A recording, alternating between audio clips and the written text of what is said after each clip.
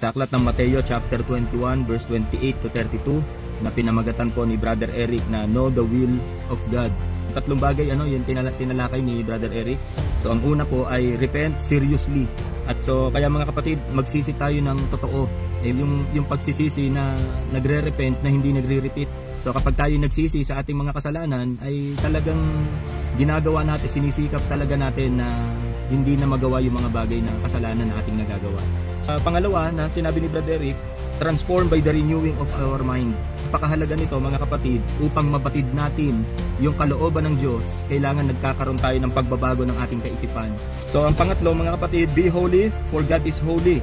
Tandaan po natin, ang nagpapatuloy sa kasalanan, hindi maaring magpatuloy sa kabanalan.